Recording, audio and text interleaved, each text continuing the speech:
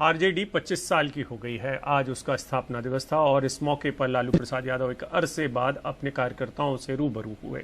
उन्होंने कहा कि किस तरीके से जब लंबे अरसे से जो रोटी जल रही थी उसने अब जब पलटा खाया तो लोगों को वो जंगल राज नजर आने लगा। ये टिप्पणी बेहद अहम है। लालू प्रसाद यादव कुछ वक्त तक जेल में रहे हैं, उनके ऊपर भ्रष्टाचार के आरोप हैं। इस दौरान जो कार्यक्रम हुआ उसमें बड़े दिनों बाद लालू यादव किसी सार्वजनिक कार्यक्रम में नजर आए। उनकी तबीयत भी कुछ खराब रहती है, लेकिन तेवर पहले की तरह ही दिखाई दे। लालू ने कहा, हम पीछे हटने वाले नहीं हैं, मिट जाएंगे लेकिन टूटेंगे नहीं। उन्होंने रामविलास पासवान को भी याद किया।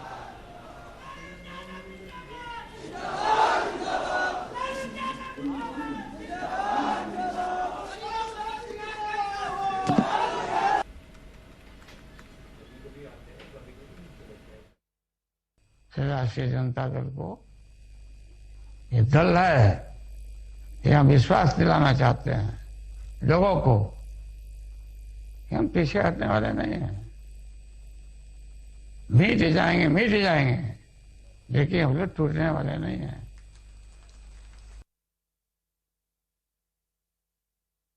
भारत सरकार में मंत्री रहे, 7 तरह लोग आज हमारे बीच में नहीं हो पाए, हम कहानी सकते हैं।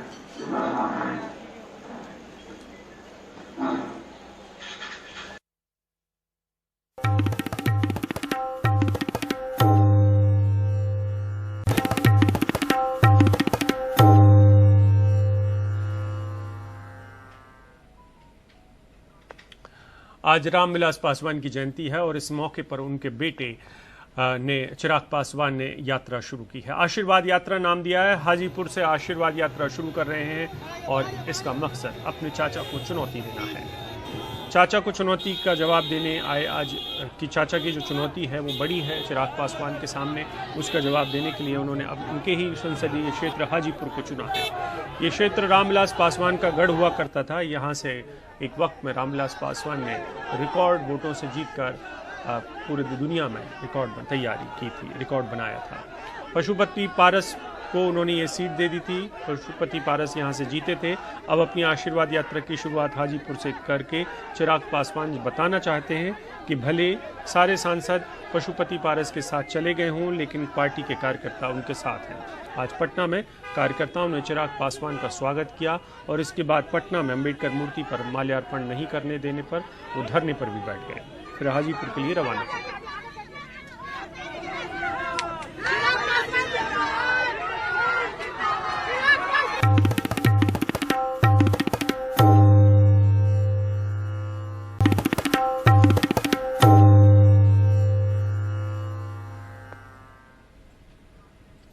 आरएसएस प्रमुख मोहन भागवत ने बयान दिया है कि लिंचिंग हिंदुत्व के खिलाफ है और ऐसा करने वालों पर बिना किसी भेदभाव के कार्रवाई करनी चाहिए, कानूनी कार्रवाई होनी चाहिए। मुस्लिम राष्ट्रीय मंच के एक कार्यक्रम में मोहन भागवत ने यह बयान दिया है और ये बयान बेहद अहम है। उन्होंने कहा कि भारत में इस्लाम को किसी तरह का खतरा नहीं है, मुसलमानों को किसी डर में नहीं रहना चाहिए। भागवत ने यह भी कहा कि अगर कोई हिंदू ये कहे कि मुसलमान इस देश में नहीं रह सकते तो वो हिंदू नहीं हो सकता।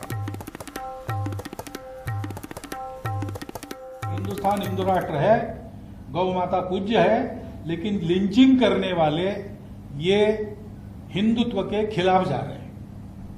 वो आतताई है। कानून के जरिए उनका निपटारा होना चाहिए, क्योंकि ऐसे केसेस बनाए भी जाते हैं तो बोल नहीं सकते आजकल कहाँ सही है कहाँ गलत है। लेकिन कानून को अपना काम करना चाहिए, तहकीकात करनी चाहिए ठीक से, बिना पार्शियलिटी किए सबका न्याय करना चाहिए और दोषी को सजा होनी चाहिए। हमको उसमें कोई हिंदू मुसलमान एकता, हमारा तो विचार ऐसा है कि ये शब्द ही बड़ा भ्रामक है। ये दो है ही नहीं, एकता की बात क्या है? इनको जोड़ना क्या? ये जुड़े हुए हैं, ये जुड़े हुए हैं। और ये जब मानने लगते हैं कि हम जुड़े हुए नहीं हैं, तब दोनों संकट में पड़ जाते हैं।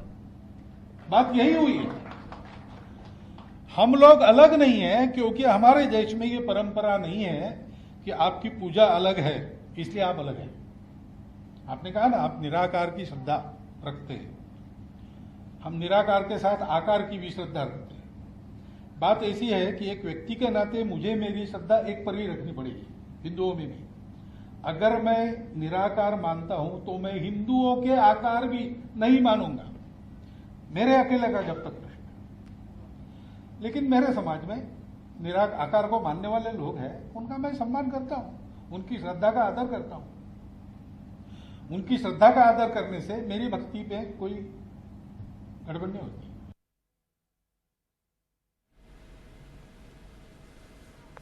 AIMIM के जो अध्यक्ष हैं मोहम्मद असउद्दीन ओवैसी, उनका क्या कहना है, उनको भी सुनिए। हम ये उनसे पूछना चाह रहे हैं कि क्या मोहन भगवत जी इस बात को मान चुके हैं कि मेजॉरिटी कम्युनिटी में आरएसएस और हिंदुत्व की आइडियोलॉजी की वजह से रेडिकलाइजेशन हो चुका है, क्योंकि वो लिंचिंग के बारे में कह रहे हैं। तो हमारा मानना यह है कि आरएसएस अगर मानती है कि मुसलमानों का लिंचिंग हो रहा है तो क्यों हो रहा है, करने वालों का क्या ताल्लुक हिंदुत्व की आइडियोलॉजी से है या नहीं है, और अगर हो रहा है तो क्या उनका रेडिकलाइजेशन अगर हुआ है तो उसका जिम्मेदार क्या आरएसएस और हिंदुत्व की आइडियोलॉजी नहीं है।